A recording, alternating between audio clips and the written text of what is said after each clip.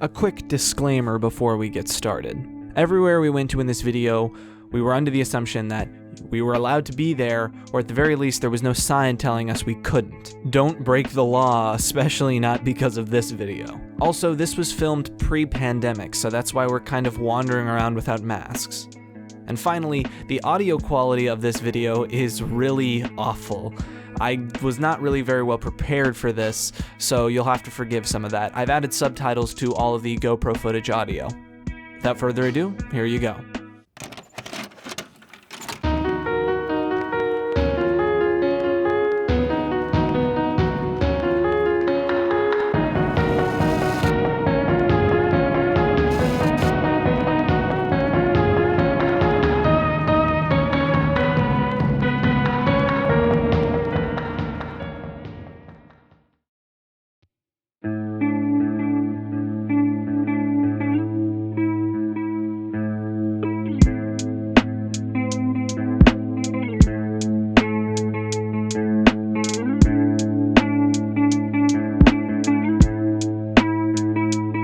Welcome back. Now, a while back, I made a video about a place called Lucid Farms, or at least that's what I called it. It didn't turn out quite the way I wanted it, so today I wanted to re-edit the footage I got in a more fun, interesting style. I have to give a lot of credit to good old GeoWizard for inspiring this sort of style with his Mission Across Wales series. Without further ado, here we go. For those who don't know, a few years ago now, a couple of my friends stumbled upon this farm, which we'll call Lucid Farms for the purposes of this video. One of those you-pick orchard things. There were a couple scattered employees, but we could mostly just walk around. It was very strange. There was a petting zoo with a bull that had dented the bars with no one around, and even an animatronic shooting range. But the craziest thing that happened, while walking towards some trees, my friend and I stumbled upon a literal theme park inside the confines of this farm, roller coaster and all. It was a magical feeling, a whole theme park to ourselves. Eerie, creepy, and none of the rides were functional, but it was magical nonetheless. Hell, I even climbed the roller coaster. I'll never forget it. So many years later, 2019, my friends and I decided to go back to look at it. Equipped with cameras and a drive to find more, here's our little exploration of the strange place known as Lucid Farms. There's a lot more people here than there was last time. I mean, both times that I've been. When we first arrived, we realized it was a lot busier than last time. More people actually were there. Maybe it was the time of year. Then we stumbled across another, smaller find from the last time we were there, an abandoned snow cone stand. This is one of the more interesting spots. And the reason isn't why you think. I don't know why I said that. It's probably exactly why you think. It's because it's literally... Okay. The syrups are gone from last time, but there's still some down here. It's just open. It's just open, full of spider webs. A whole thing is here. It's weird. I don't know what it is or why it's here. Jesus, this place is weird. We then walked down a nearby path and found the seemingly empty main street, Disney style. Not exactly sure what to call it. There was some Halloween stuff still up, in general around the whole farm, but also specifically in this area. Keep in mind, this was around Christmas time when we visited. A few farm workers were parked nearby, but they seemed occupied. The most interesting part, though, was the museum on the side. Sign said back in 5 minutes, and there was Halloween stuff in it. Like, what the hell?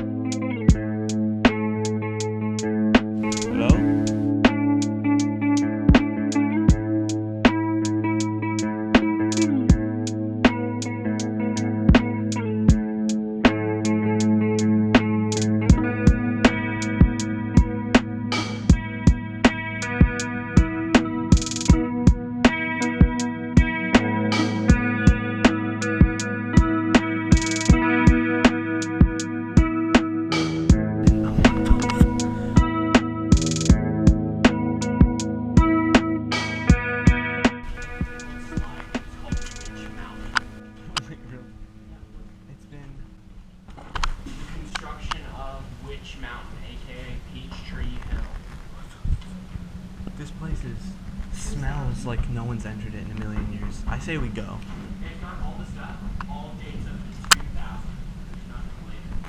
There's the Halloween thing. As we continued on the strip of buildings, the buildings seemed to be in more disrepair, and there was no one around. Empty lots on one side, trees and old farm plots on the other. There was also what we had originally thought were more roller coasters, but as we doubled back on later, it seemed to be a loading area.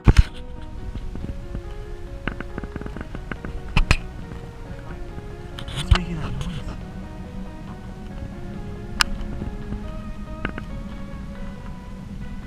Old scarecrow?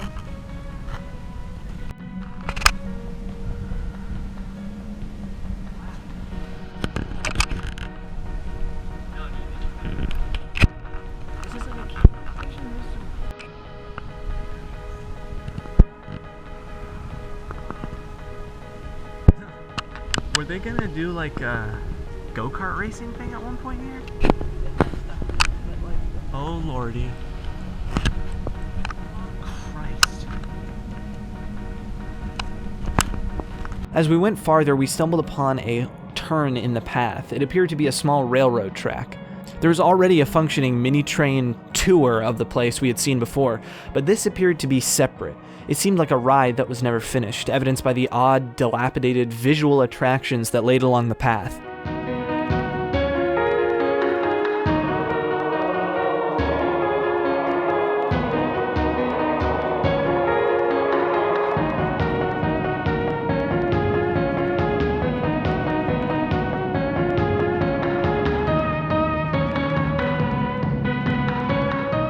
Eventually, straying a bit from the path, we made our way to this strange forest playground thing.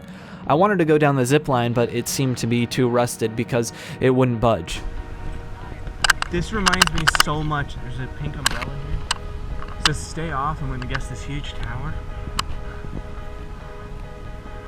Fine, I'll do it.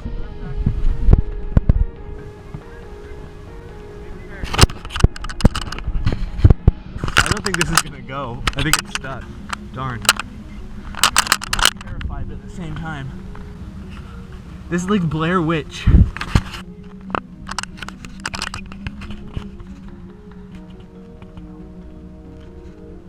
Ew. This is its own universe. But eventually we decided to head into the amusement park. Back again. We went a bit off the beaten path to get in this time, as to avoid conflict. There was nothing telling us we couldn't wander around here, so as long as no one told us we had to leave, we felt pretty okay about it.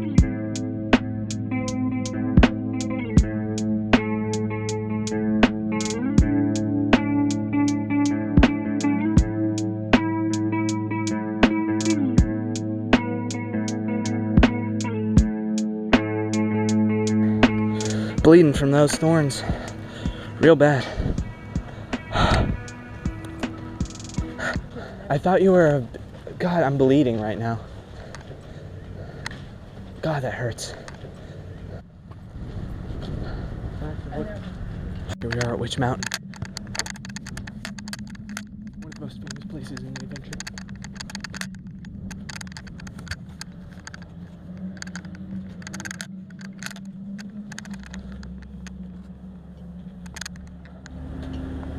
There's people down there. There's a Capri Sun down there. There's stuff just littering down there. What the hell? The feeling of magic didn't seem to fade after many years. The roller coaster, the airplane rides, the slides, the bee ride, the giant swing ride, all still there. We noticed half-full coffee cups and vending machines with stuff still in it, making it feel as if people had simply got up and never came back. We decided not to get too close to the roller coaster this time because it bordered where some people might see us. But we did go somewhere I'd wanted to always see inside since the first time I went. Turned out it was a fast food stand. And someone turned something on. What? I just love when you randomly pop up blood for no reason. Oh, that's great. So this is open. So that's great. Jesus, this place. What is that, Kalen? Did you turn something on? Oh no, why did you do that? I've always wanted to come in here. I've literally always been like, let's go. Soda. The soda machine's frozen. Soda. It's 100%. We decided to head back to the opening. There was a hot dog stand at the entrance and a couple of us were hungry. But that proved to be interesting. Turns out you get a cold bun, a hot dog, a literal twig, and you have to cook the hot dog yourself on their currently sputtering gasoline fire. With our undercooked hot dog adventure done, we decided to double back to the town strip and take a look if we missed anything. We ended up finding some lots and tracks for what appeared to be the go-karts earlier. It appears this was going to be a go-kart racing area, as evidenced by the go-karts that are up there somewhere. And, this is crazy. And we found our way back to the metal scaffolding. Here is when we realized it was actually a loading bay of some sort. Clearly, it had been out of use for a long time. We also made one of the worst and scariest decisions of our lives, and climbed it.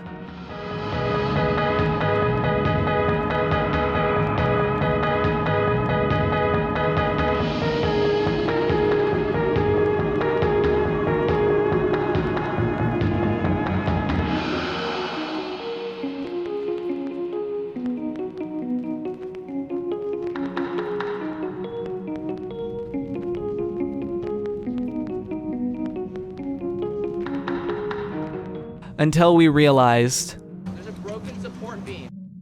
and once again, as we kept going further and further down, there seemed to be less people and more things all in disrepair. We found this strange set piece, a metal door on a long tower.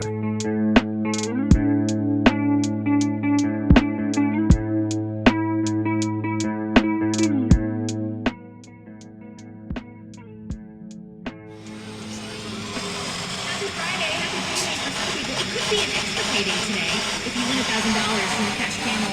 Only way in is to play.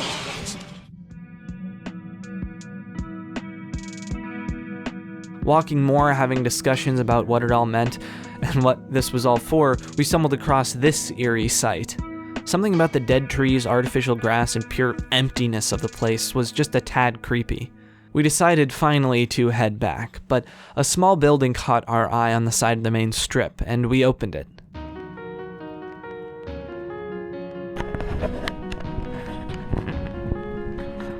The Clown Room. A terrifying room of Halloween clown decorations and animatronics. Could not have asked for a creepier way to end this trip.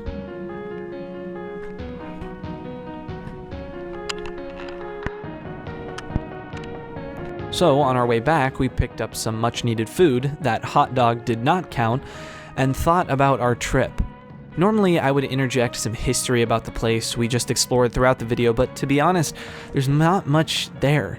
I know my grandfather apparently used to know the owner, and that a month before we discovered it the first time, a fire burned down some of their records, along with a historic building. As far as I can tell, it was an attraction, a project that expanded with ideas past its ability to pull them off. A theme park, go-karts, towns, petting zoos, but it just takes a lot of money to upkeep those things. Money I suppose they don't really have.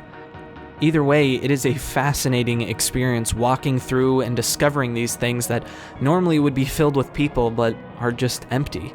I'm not sure how it's doing now with the pandemic and all, but I wish the best to the owners.